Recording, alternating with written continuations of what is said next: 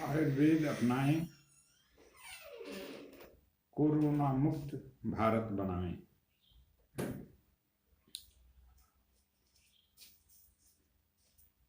आज भारत देश में ही नहीं अपितु सारे विश्व में जो कोरोना का संकट व्याप्त है,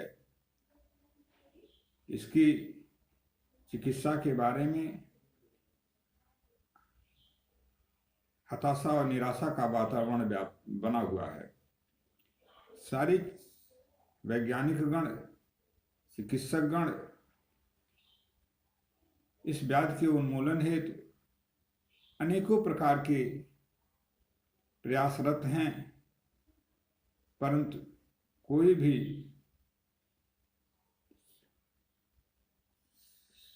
साध्य मार्ग नहीं मिल पा रहा है जिससे इस व्याधि का उन्मूलन किया जा सके। जहाँ पे कोई भी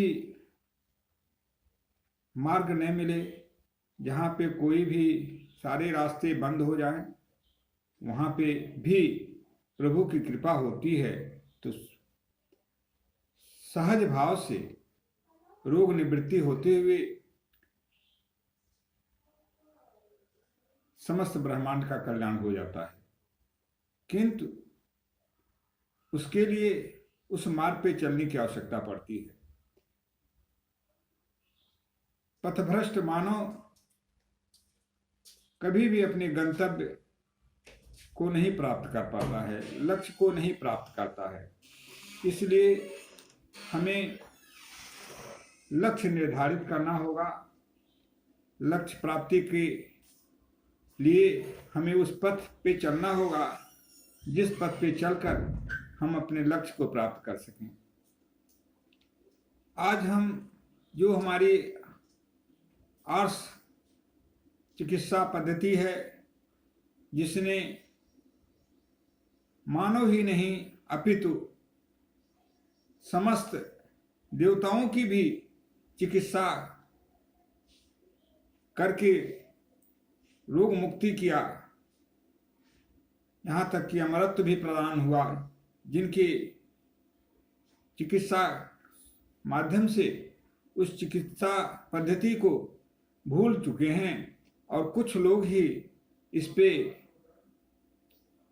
अपनी बौद्धिक क्षमता का प्रयोग करते हुए चिकित्सा लाभ इस समाज को, भारतवर्ष को अथवा विश्व को प्रदान कर पा रहे हैं। जो पथिक स्वयं नहीं जानता है कि मेरा गंतव्य कहाँ है, मेरा लक्ष्य कहाँ है, दिग्भ्रमित पथिक की तरह से घूमता है, वो कभी भी लक्ष्य को प्राप्त नहीं कर पाता है।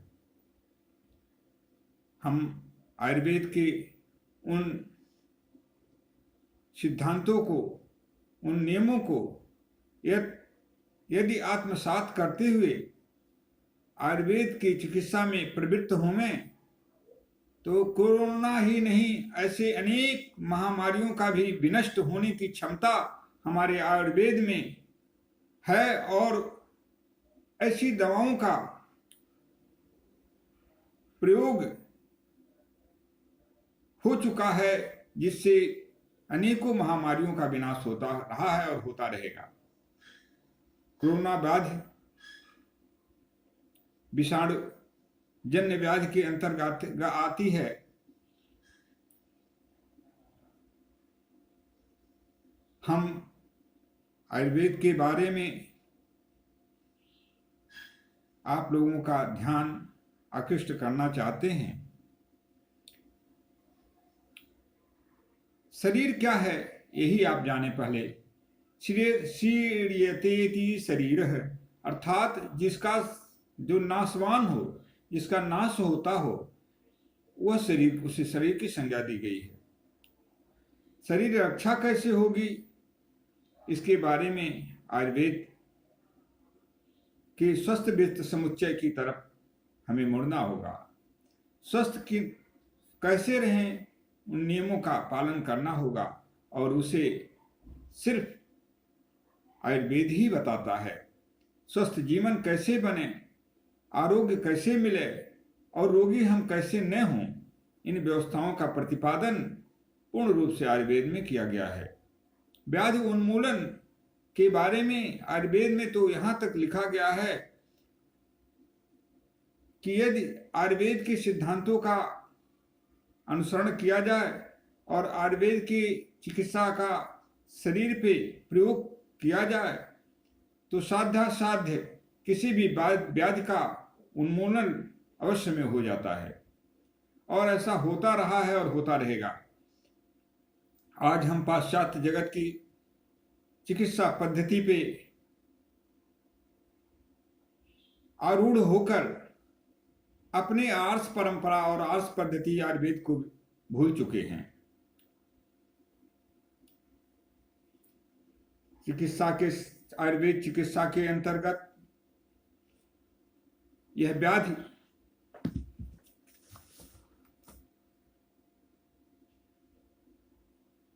त्रिदोषजन्य कफज व्याधि के अंतर्गत आती है।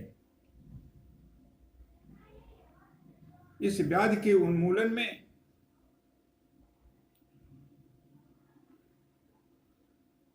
हमें त्रिदोषजन्य जो ज्वर को नष्ट करते हों ऐसे योगों की आवश्यकता है, और इसका पूर्ण वर्णन भी आयुर्वेद में किया गया है। 8 प्रकार के ज्वरों की विवेचना आयुर्वेद में की गई है। आचार्य माधव जी लिखते हैं कि ज्वर की उत्पत्ति कैसे होती है। ज्वर की उत्पत्ति होने का कारण क्या है उसके बारे में माधव निदान में ज्वरोत्पत्ति प्रकरण में लिखा गया, और इस व्याधि में कफ की वृद्धि, ज्वर की प्रबलता, श्वास कृच्छता, श्वास लेने में कष्ट, और इस वायरस के द्वारा शरीर की तमाम जो मुख्य पार्ट्स हैं जैसे लंग्स हैं, फुफ्फुस, हृदय है, किडनी है, लीवर है, उसको प्रभावित करते हुए उसमें क्षत की उत्पत्ति करना, ऐसा समाचार पत्रों के माध्यम से और टीवी चैनल के माध्यम से सुनने को मिल रहा है। इसकी पूर्ण चिकित्सा आयुर्वेद में है। रसायन की बात आगे हम बताते हैं, किंतु जो ज्वर चिकित्सा के संदर्भ में लिखा गया है उसका ही अवलंबन किया जाए तब भी इस व्याधि से आसानी से इस व्याधि में चिकित्सा की जा सकती है।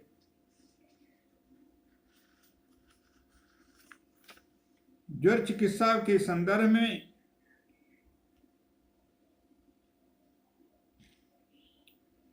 निघंटु रत्नाकर पृष्ठ संख्या 150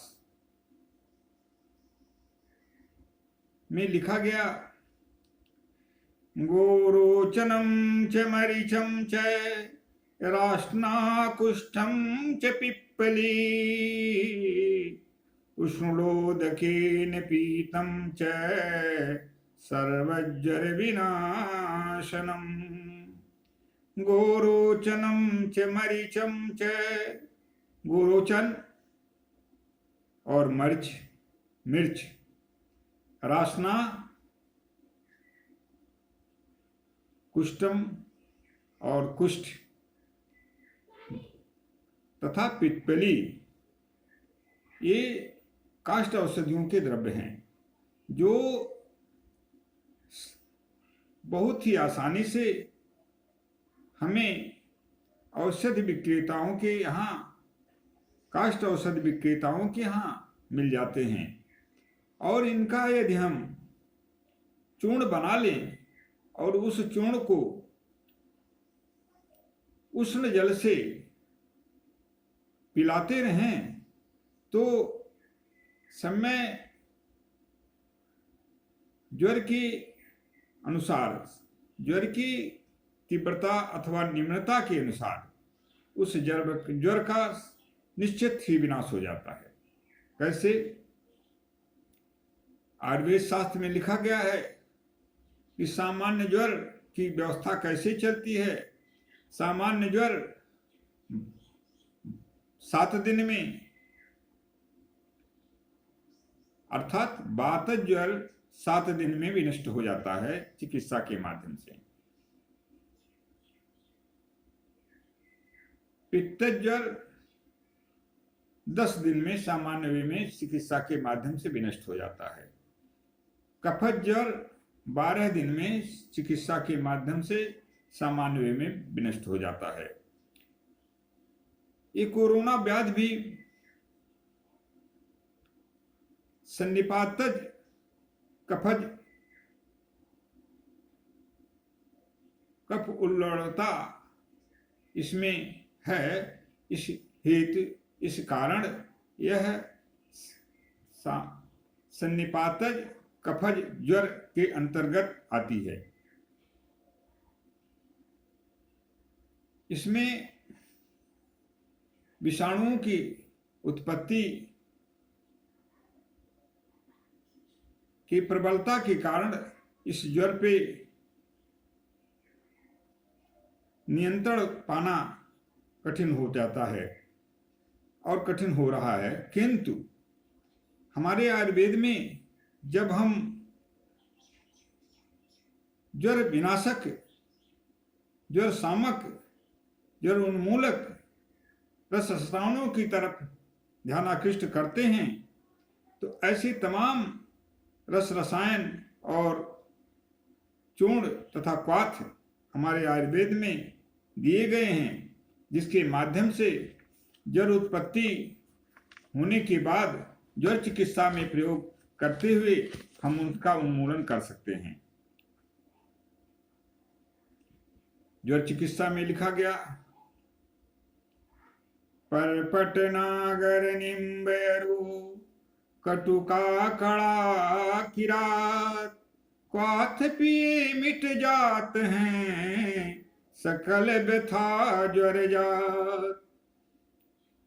परपट नागर निम्बयरु कटुका कड़ा किरात, क्वाथ पिए मिट जात हैं सकल व्यथा ज्वर जात। अब आप ये है आयुर्वेद के वाङ्मय में, जो आयुर्वेद साहित्य है उसकी भाषा में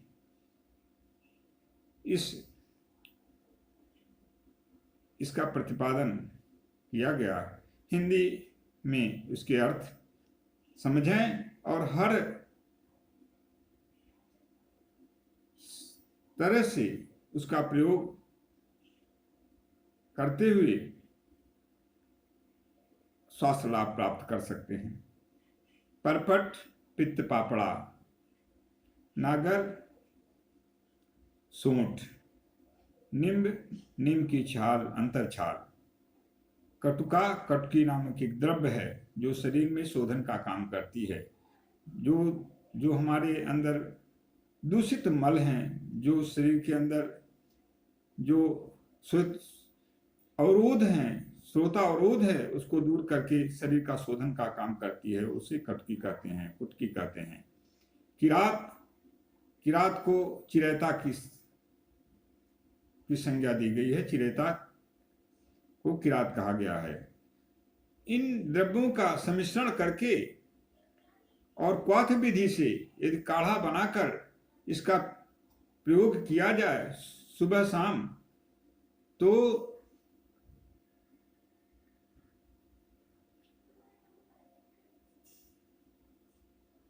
ज्वर के साथ साथ ज्वर से जो उत्पन्न जो पीड़ा है, अंग मर्द, ताप का बढ़ना, शरीर के अंदर ज्यादा बेचैनी होना, अरुच होना, भूख न लगना, इस सभी तरह के ज्वर जनित जितने भी दोष हैं उसका पूर्ण रूप से विनाश हो जाता है और मनुष्य आरोग्य प्राप्त कर लेता है।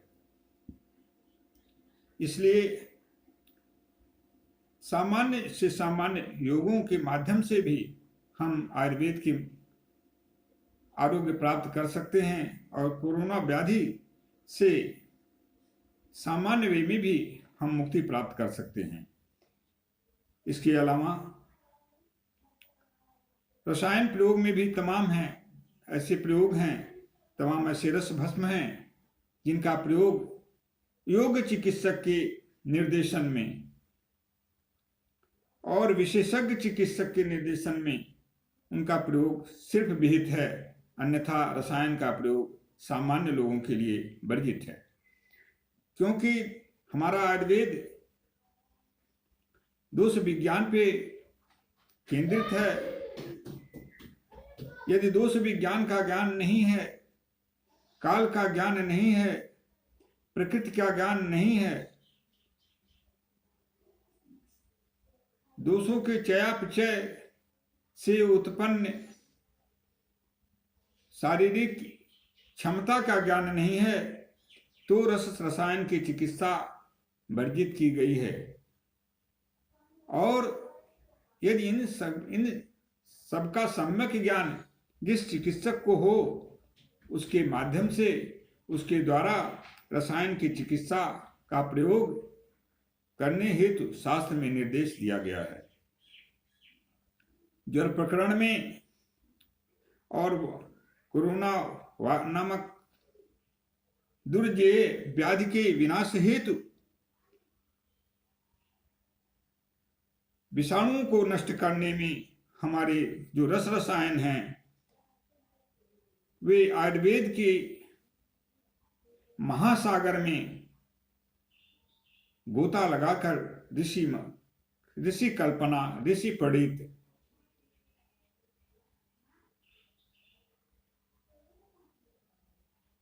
द्रव्यों का, योगों का संग्रह रखा गया है और उसका प्रयोग होता चला आ रहा है और रोग मुक्ति लोग प्राप्त किए और रोग मुक्ति होता भी रहेगा। जैसे स्वर्ण से बने हुए जो जंतुग्न होते हैं, विषाणु को नष्ट करते हैं, स्वर्ण बसंत मालती रस है, जयमंगल रस है, काल मेघ चूर्ण है, रोहितक चूर्ण है, गुड़ुचादि चूर्ण है एवं उनकी क्वाथ हैं, मृत्युंजय रस हैं, बृहत लक्ष्मी विलास रस है, त्रिभुवन कीर्ति रस हैं, त्रिभुवन कीर्ति गोदंती रस हैं, प्रवाल भस्म हैं। आज अनेकों रसायन की कार्मुकता का प्रभाव इस व्याधि में 100% मिल सकता है। आवश्यकता है इसकी क्लिनिकल ट्रायल करते हुए इनकी कार्मुकता का प्रभाव कुछ लोगों पे देखकर पुनः इसे व्यापक स्तर पर लाने की। हमारे कहने का उद्देश्य सिर्फ इतना है कि हम स्वावलंबी बने। हमारे जो आर्ष ग्रंथ हैं, जो ऋषि प्रणीत ग्रंथ हैं, जिसमें अध्यात्म और औषधि चिकित्सा दोनों का समावेश है, उस चिकित्सा पद्धति का आश्रय लेते हुए भगवान से जुड़ा हुआ आयुर्वेद है। इसलिए उसमें ईश्वरीय कृपा भी निहित है और ईश्वरीय कृपा जहाँ जुड़ जाती है वहाँ औषधियाँ पूर्ण रूप से प्रभावी रूप से काम करना शुरू कर देती हैं। आयुर्वेद के सिद्धांत में जब हम प्रवेश करते हैं और देखते हैं तो सर्वप्रथम ऐसी व्याधियों में आचार्य सुश्रुत ने लिखा कि रोग प्रतिरोधक क्षमता की वृद्धि की जाए, यानी हमारे शरीर की इम्यूनिटी को बढ़ाया जाए। कैसे बढ़ाया जाए? इसके लिए रसायन का प्रयोग किया जाए। इसके लिए रासायनिक अष्टवर्ग के द्रव्यों का प्रयोग किया जाए, इसके लिए जीवनीय औषधियों का प्रयोग किया जाए, इसके लिए मानस अश्वगंधा का प्रयोग किया जाए, सारस्वत चूर्ण का प्रयोग किया जाए, इस तरह से गुड़ीची का प्रयोग किया जाए। इस तरह से अनेकों रसायन द्रव्य भी काष्ठ औषधियों में हैं, जिनके माध्यम से हम अपने शरीर की इम्यूनिटी को बढ़ाकर ऐसी व्याधियों के से ग्रस्त होने से बच सकते हैं। किंतु आज हमें अपने पैथ पे हमें अपनी चिकित्सा पद्धति पे विश्वास कम हो गया है और हम पाश्चात्य चिकित्सा पद्धति को तरफ अंधानुकरण करते हुए बह रहे हैं। इसलिए निवेदन है, प्रार्थना है, आयुर्वेद के हमारे जो चिकित्सा विशेषज्ञ हैं अथवा अनुसंधान करने वाले जो हमारे उच्च कोट के विद्वान हैं, वे इन औषधियों के पे क्लिनिकल ट्रायल करते हुए, परीक्षण करते हुए इस रोग पे इसका भी प्रयोग कराते हुए पूरे मानव समाज को, पूरे भारतवर्ष को रोग मुक्त बनाने में अपना अभूतपूर्व योगदान प्रदान करें। मेरे कहने का अर्थ यह नहीं है कि इस चिकित्सा जो हमारे आचार्यों ने निर्देश दिया है, आप इस व्याधि में बिना ट्रायल किए ही प्रयोग करें। यद्यपि यह सत्य है कि 100% लाभ इससे मिलेगा और रोग मुक्ति मिलेगी, फिर भी आप भी ट्रायल करके देख लें, क्लिनिकल ट्रायल करके देख लें कितने समय में इससे रोग मुक्ति मिल जाती है। एलोपैथ के सिद्धांतों को, एलोपैथ के चिकित्सा पद्धतियों को भी अपनाते हुए और उस शोध का भी लाभ लेते हुए आयुर्वेद की चिकित्सा पद्धति को भी उसमें समाहित करते हुए अपने जीवन में पूर्ण रोग मुक्ति प्राप्त करें। आयुर्वेद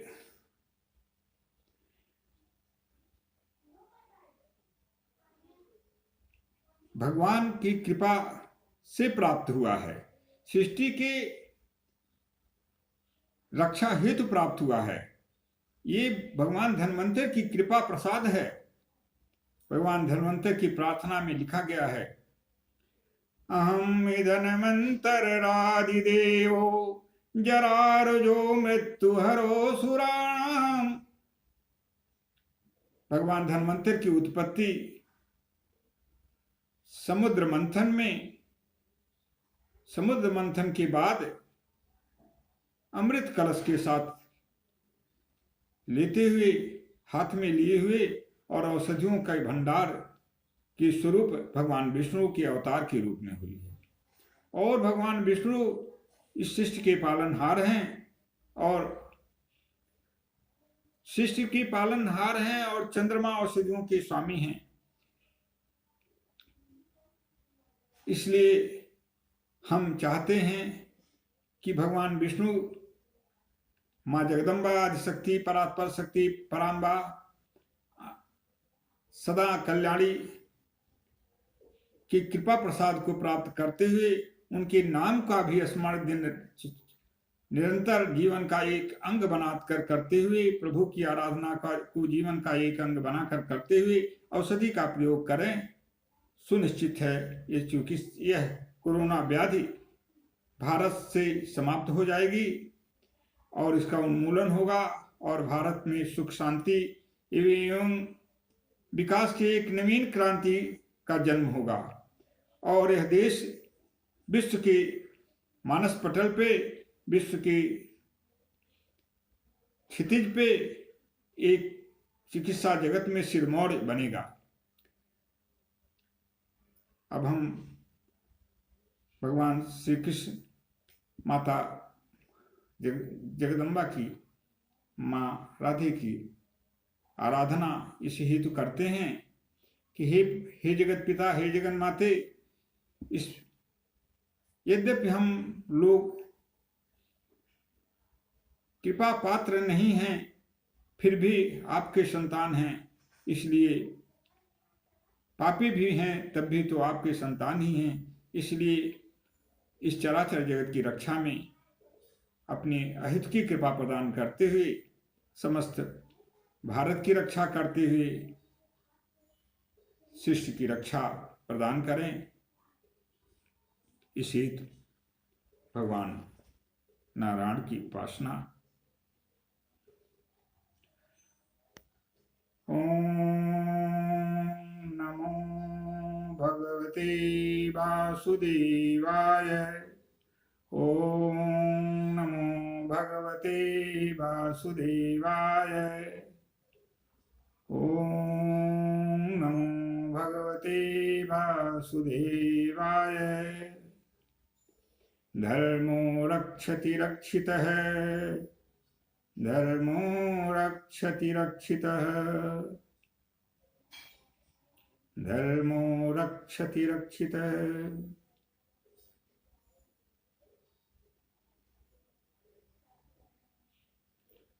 यस्त्र नास्ति हरिर्पूजा तैदीये गुणकीर्तनम् नोस्कस्तत्प्रशंसायां यामि तश्चैन मंदिरम्। माँ लक्ष्मी कहती हैं कि जहाँ पे भगवान की पूजा नहीं होती है, यत्र नास्ति हरिर्पूजा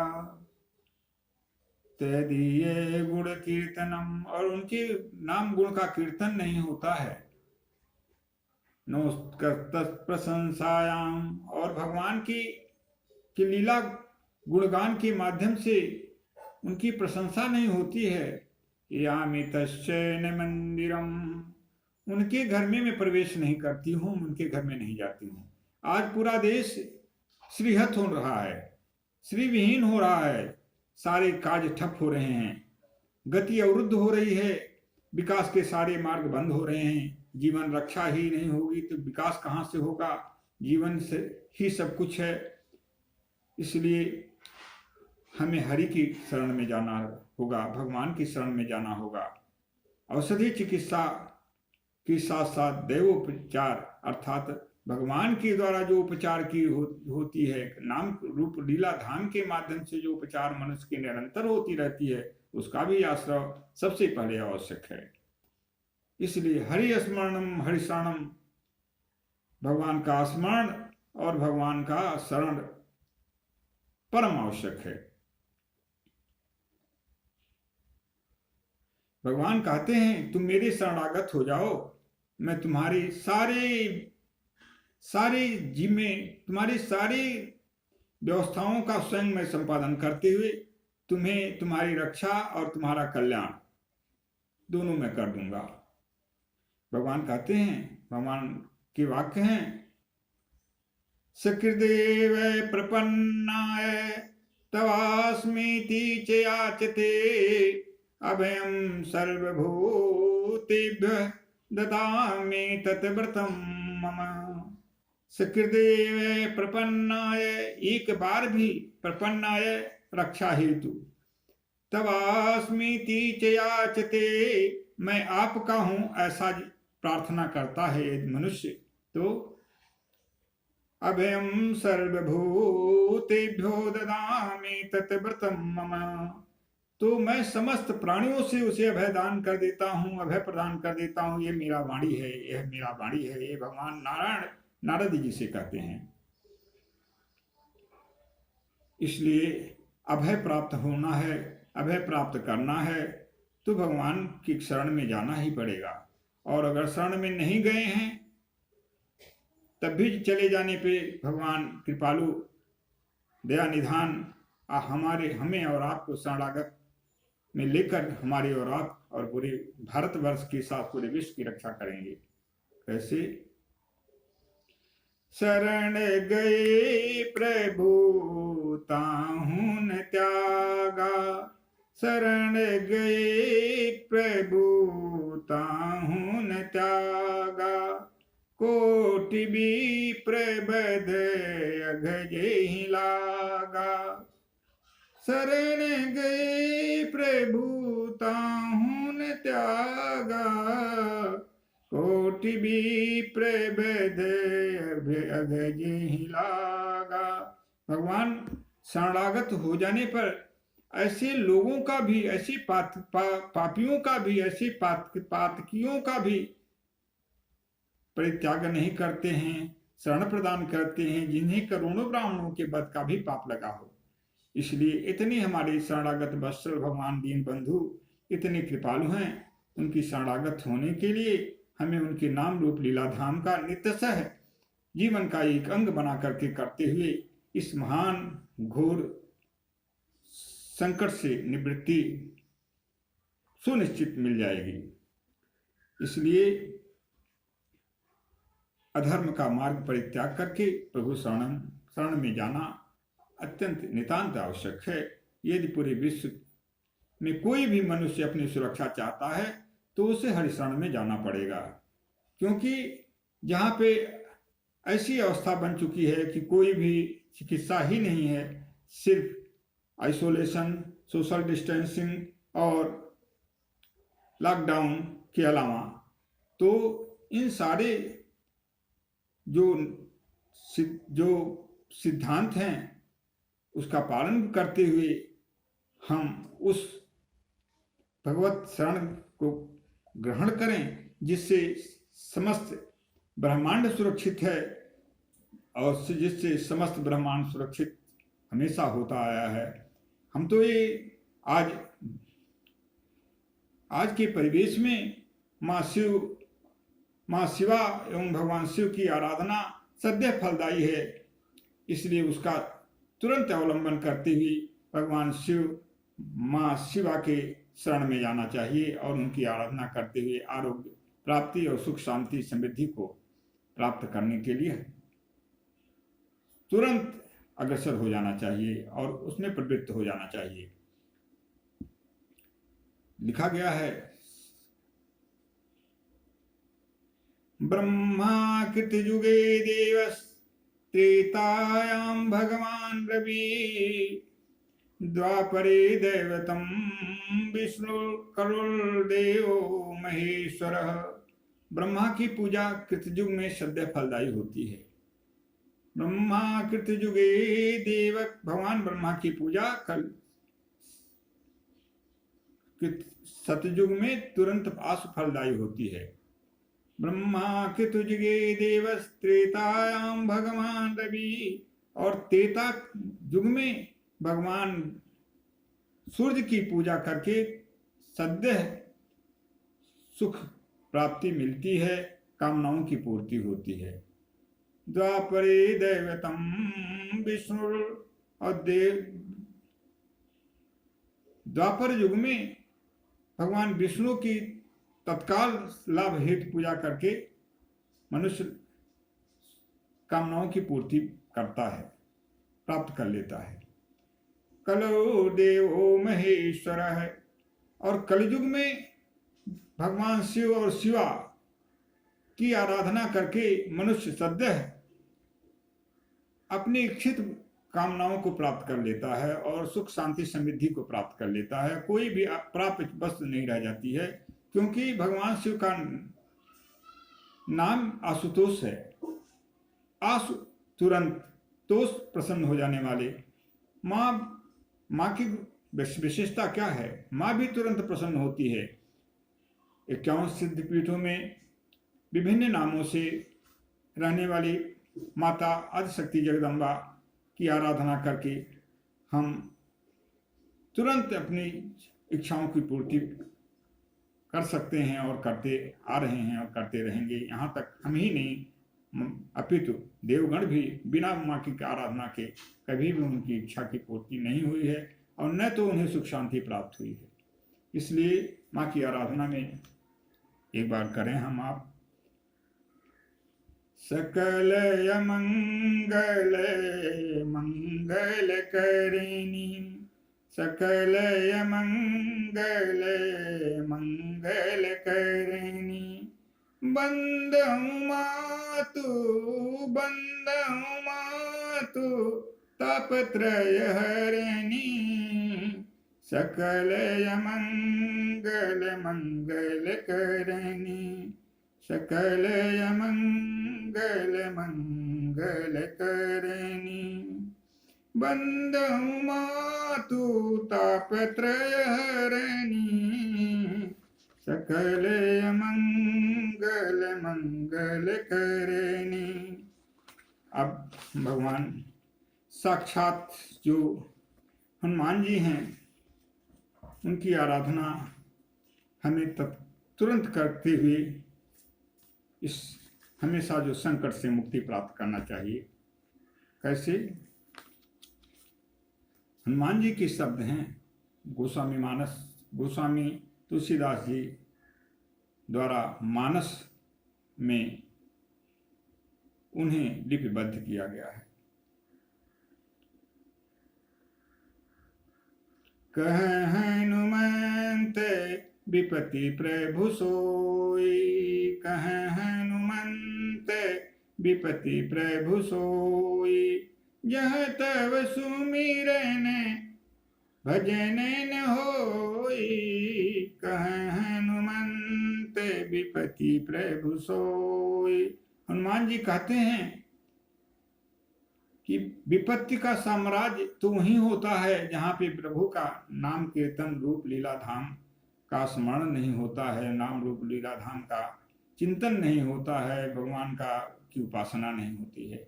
इसलिए संकट मोचन हनुमान जी की आराधना करें, माँ जगदम्बा की आराधना करें, भगवान कृष्ण की आराधना करें, भगवान राम की आराधना करें, माँ जानकी की आराधना करें।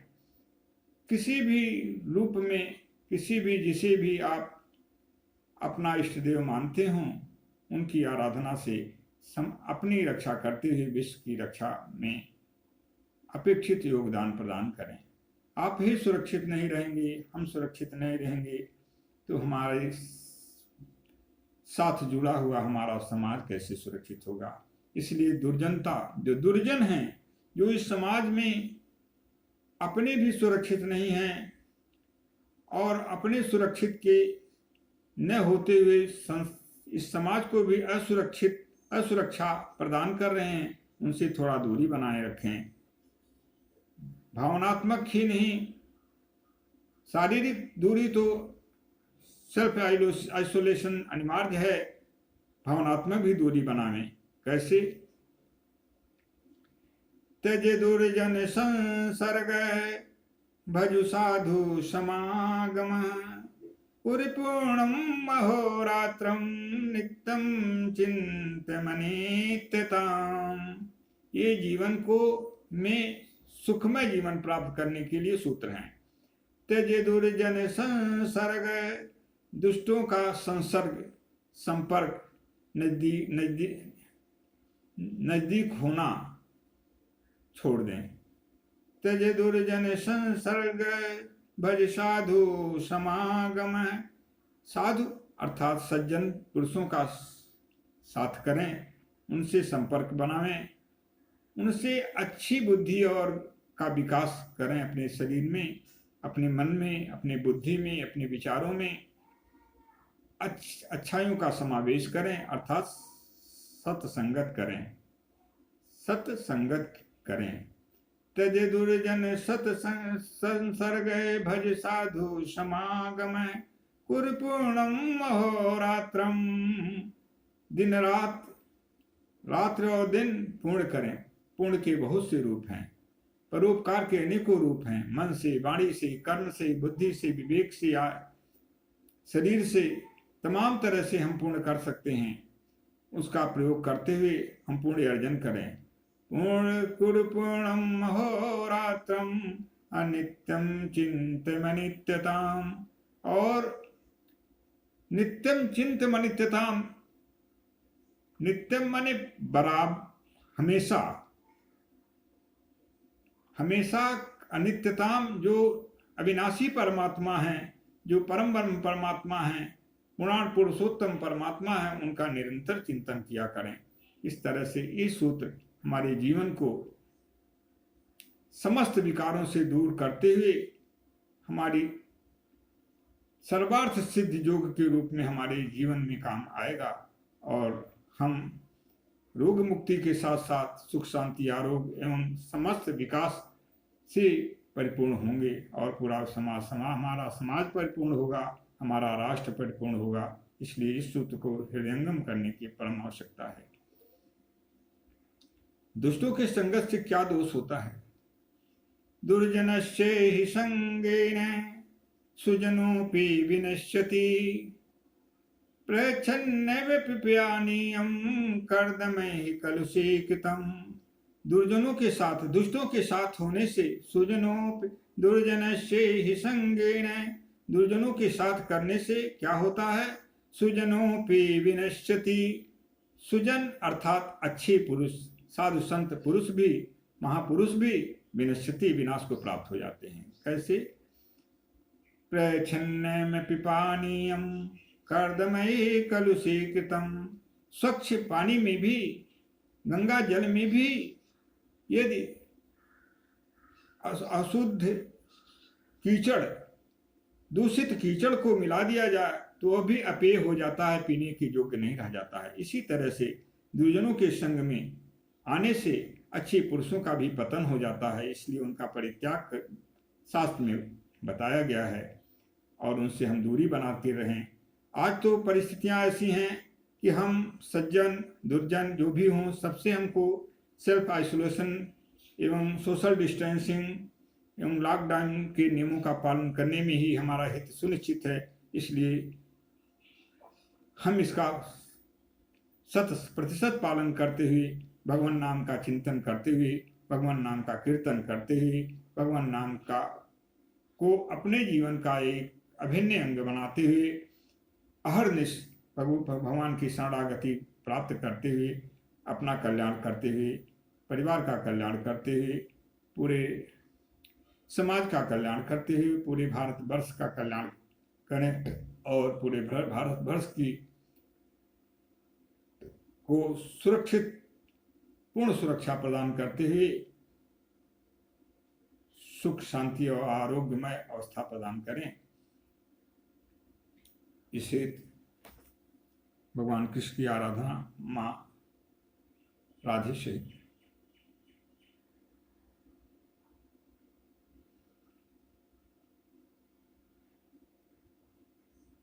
कृष्णाय वासुदेवाय हरे परमात्मने प्रणत क्लेशनाशाय गोविंदाय नमो नमः।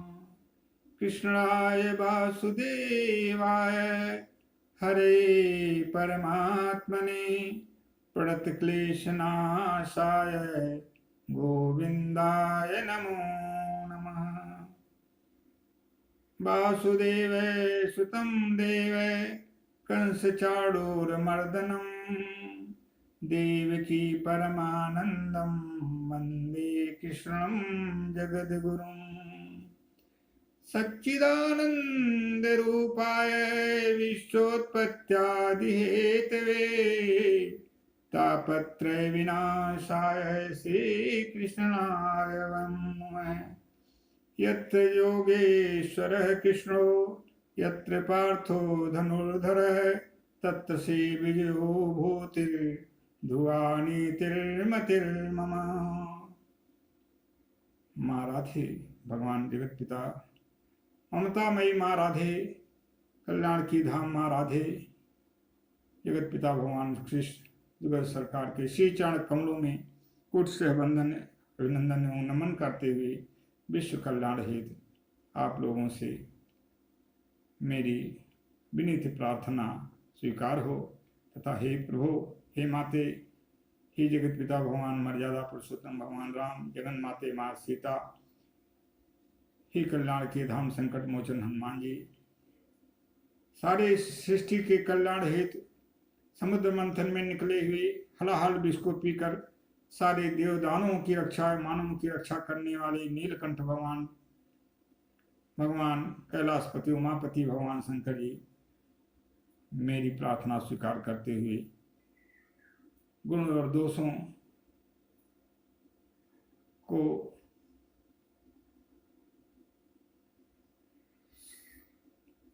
नजरअंदाज करते हुए उन्हें ध्यान न देते हुए समस्त सृष्टि की रक्षा करें, कल्याण करें। जय जगत पिता, जय जगन माते।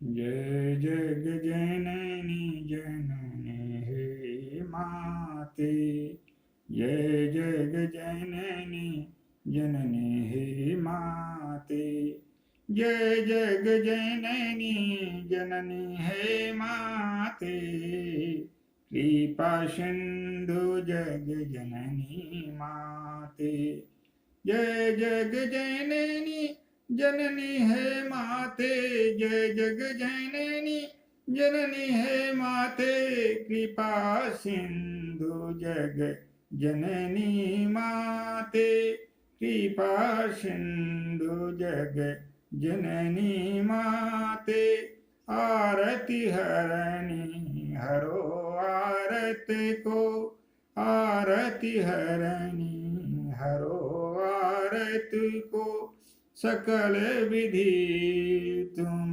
समर्थ माते, सकल विधि तुम समर्थ माते, करो दया की भीख जननी, करो दया की भीख हो जननी, शरणागत सब विधि तव माते, शरणागत सब विधि तव माते, बरद हस्त शिर धरो भवानी, बरद हस्त शिर धरो भवानी, रक्षा करो सदा सदा माते, रक्षा करो सदा सदा माते।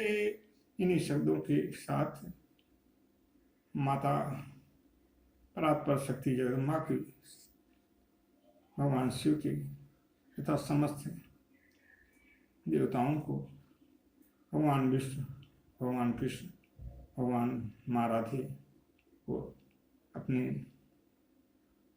भावार्पण करते हुए अपनी वाणी को विराम देना चाहेंगे। जय श्री कृष्ण, जय राधे, जय माँ राधे, जय श्री राधे कृष्ण, जय श्री राधे कृष्ण, जय भगवान शिव, जय माँ जगदम्बा जी, जय कैलाशपति भगवान शंकर, जय कैलाशपति वासिनी माँ पार्वती जी, जय संकट मोचन हनुमान जी। मनोजवं मारुततुल्यवेगं जितेन्द्रियं बुद्धिमतां वरिष्ठं, वातात्मजं वानरयूथमुख्यं श्रीरामदूतं शरणं प्रपद्ये, अतुलितबलधामं हेमशैलावदेहं, धनुजवनकिशानं ज्ञानिनामाग्रगण्यं, सकलगुणनिधानं वानराणामधीशं, रघुपतिवरदूतं वातजातं नमामि।